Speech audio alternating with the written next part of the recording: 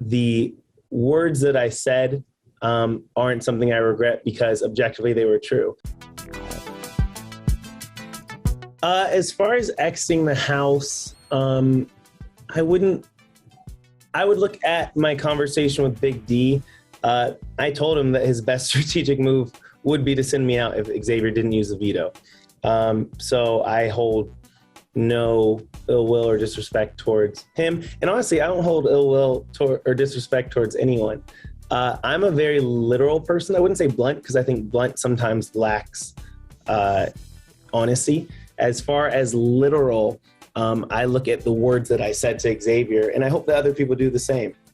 Him and I had extensive conversations about people that we admire, such as Kobe Bryant and Goku, and specifically how we love that they are people who face their competition head on, one-on-one, at their best. They give them an opportunity like, hey, I want you recovered at your best because I want to go head-to-head with you.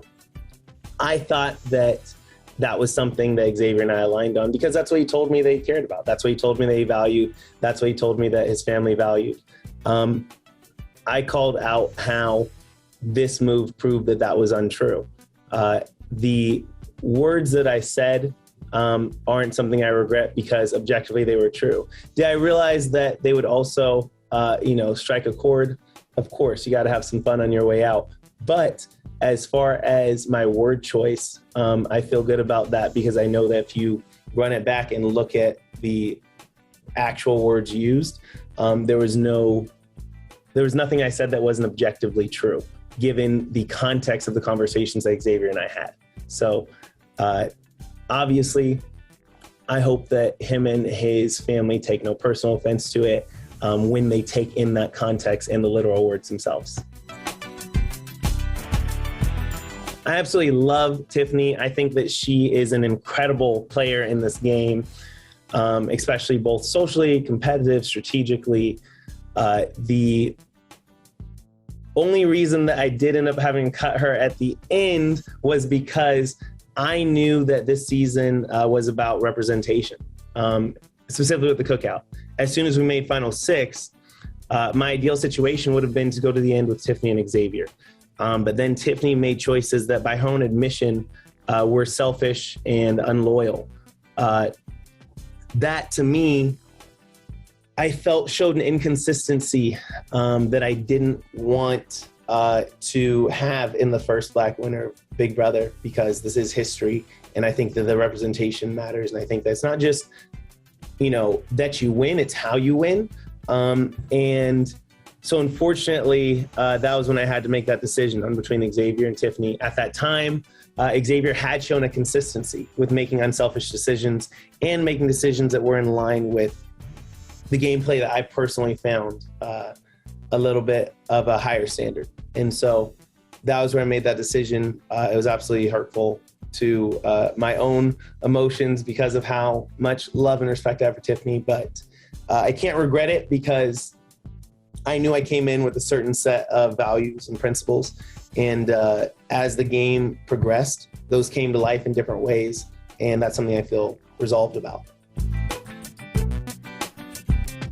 Similar when I look at Hannah, Chada, as we and she prefers, I see the same thing as Tiffany. She's a great player. She won an HOH and a veto. She's super smart, incredible memory. But she had played a game that was not as strong as Xavier's on both the competition level, social level, and strategic level, and all three, I mean. And that's something that I knew I wanted to sit next to in the final two, just because I'm a believer, to be the best, you got to beat the best. And for me, that's head-to-head at the end, which I know is very idealistic. But this is already an idealistic season. We got all six of us to the end of the game. I got to have a pretty direct role in that, so I'm pretty proud of it. And as far as using the veto on Xavier, I figured that if he was serious, he'd use it on me. And if he wasn't, as soon as it wasn't used, I knew what the deal was. And going into Big Brother, that's always a possibility.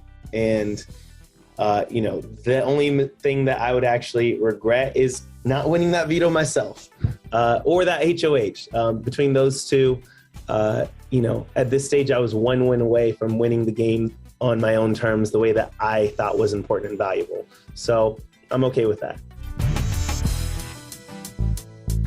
If it was me versus Xavier in the final two, you never really know how the votes are going to turn out. I have not gotten to talk to any of the members of the jury.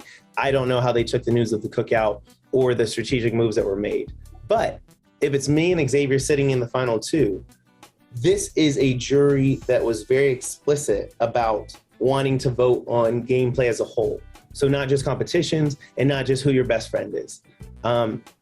As far as strategic moves, being in the position that I was and having the relationship with Xavier and Tiffany and Sarah Beth and Derek X and other move makers in the game, I got a view that was possibly more in depth than a lot of other people.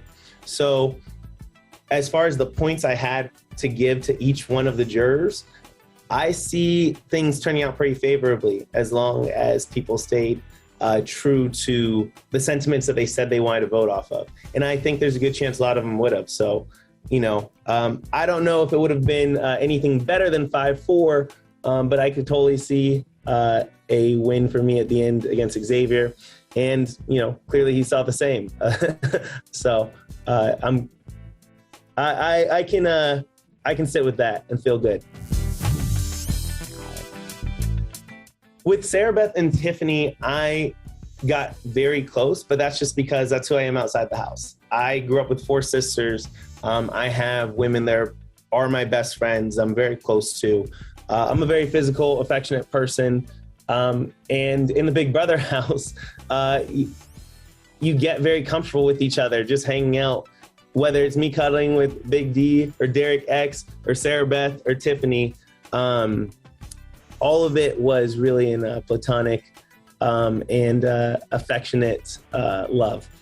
Nothing else that I know of at this time, but I am so glad to have met them, and I find them to be absolutely beautiful, intelligent, respectable, incredible women, and I'm just glad to know them and glad that we got to spend some time together in the house.